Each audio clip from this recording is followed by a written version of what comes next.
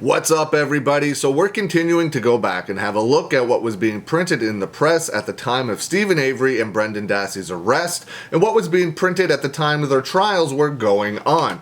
The articles we are looking at today, this first one is from June 2nd, 2006 and is from the Madison, Wisconsin State Journal.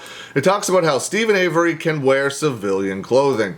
The judge presiding over the case of a man accused of raping and murdering a young photographer and burning her body will allow him to wear civilian clothing instead of a striped jail uniform for the rest of his court hearings. In a letter to Avery's attorneys this week, Manitowoc Circuit Court Judge Patrick Willis said he would permit Avery to wear civilian clothing because of news coverage of the pretrial hearings. Avery was appearing in court in a black and white striped uniform of the Calumet County Jail, where he is being held in lieu of $750,000 cash bail.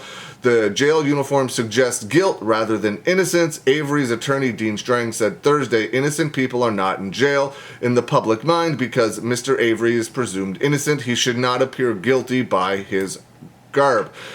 Patrick Willis will discuss with the Manitowoc County Sheriff's Department how Avery will be restrained during future hearings, the letter says. Steven Avery is allowed to wear civilian clothing during the trial. This next one is from June 3rd, 2006, and it is from the Madison, Wisconsin State Journal. Prosecutors state Avery and his nephew met to plan. They discussed who the victim would be and how Teresa Halbach would be killed. That is absolutely ridiculous, in my opinion. A man who spent 18 years in prison for a rape he didn't commit met with his nephew and planned the murder of a photographer in Manitowoc County last fall, a prosecutor said on Friday. Dassey appeared in Manitowoc Circuit Court for a motions hearing Friday, and Judge Jerome Fox denied his request for a new lawyer. His request for his grandparents' property to be used as bond and the state's request to double his bail to $500,000. Arguing for an increase in bail, Special Prosecutor Ken Kratz said Dassey came forward to provide additional information May 13th, a day after Fox ruled that Dassey's March 1st statements to authorities dealing how Halbach died would be allowed in trial. Just disgusting. Absolutely disgusting. And Mr. Avery met and discussed, this is continuing from that other article, Mr. Avery met and discussed not only the manner in which the homicide would occur, but who the victim would be. During 4 hours of interviews on March 1st, Dassey said he delivered mail to Steven Avery's trailer and heard Halbach screaming. Avery then invited Dassey to rape her, which he and Avery did while she was shackled to Steven Avery's bed. None of that happened. The complaint said Dassey also told authorities the two stabbed her and hauled her body to the garage where Steven Avery shot her. They allegedly burned her body in a burn pit, but on May 13th, Dassey told investigators that he and Steven Avery met several days before the killing to discuss the crimes. He also said he and Steven Avery stabbed Teresa Halbach in the garage, not the bedroom, according to court documents unsealed Friday. Avery also allegedly shot her in the garage. Dassey told investigators that the two used a rake and shovel to mutilate Halbach's remains, the documents said. Halbach's brother, Mike Halbach, said the family almost became desensitized to new details that emerged from the case, knowing that it is premeditated doesn't make it any worse because it already is the worst possible situation with Teresa not being here. Dassey also requested a new lawyer to replace Len Kaczynski. Fox denied the request Friday, saying there was no irreconcilable differences or any breakdown in communication, and Dassey and Kaczynski seemed to have a cordial relationship. Dassey told the judge that his mother urged him to get a new attorney.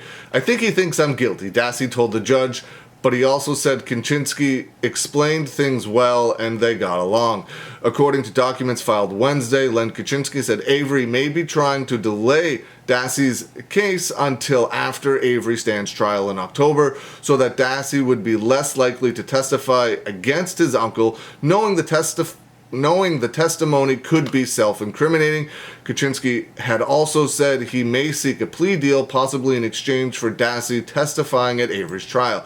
Avery has told relatives in a taped phone conversations that Dassey should get a new lawyer. Kuczynski also previously asked that Dassey's grandparents' property, worth between $330,000 and $350,000, be allowed to be put up in place of the $250,000 cash bail. Fox denied the motion last Friday. Fox also denied Kratz's previous motion asking that Dassey's bail be doubled to $500,000. Just absolutely ridiculous things going on and being printed and talked about. Man, this, if there's a circus court, this is it. Steven Avery wants jailhouse statements tossed. This is from June 17th, 2006, from the Janesville Gazette. Everything Steven Avery told reporters in face-to-face jailhouse interviews shouldn't count as evidence at his trial, his attorney argued in motions filed Friday. That Avery, who has denied any involvement in the crimes, is set to stand trial in October. His 16-year-old nephew, Brendan Dassey, is also charged. Avery's attorneys, Dean Strang, asked Manitowoc County Judge Patrick Willis to bar prosecutors from using anything Steven Avery told reporters in interviews in jail at his trial. He said police and prosecutors got the benefit of Avery's responses by letting reporters into the jail. Dean Strang also filed motions seeking to move the trial out of Manitowoc County and to dismiss all charges against Steven Avery because of the intense media coverage that has made a fair trial impossible. So those are the articles we are going to talk about today. There are a ton more to come, but just absolutely ridiculous things. They wouldn't let the property be used for bail for Brendan Dassey. They wanted his bail doubled from $250,000 to $500,000 cash. But they were going to let Steven Avery wear civilian clothing. So, you know, that makes everything okay. Just absolutely bizarre, bonkers, and ridiculous. Let me know what you think. Leave some comments below. I hope you're having a good day, and I will see you again soon.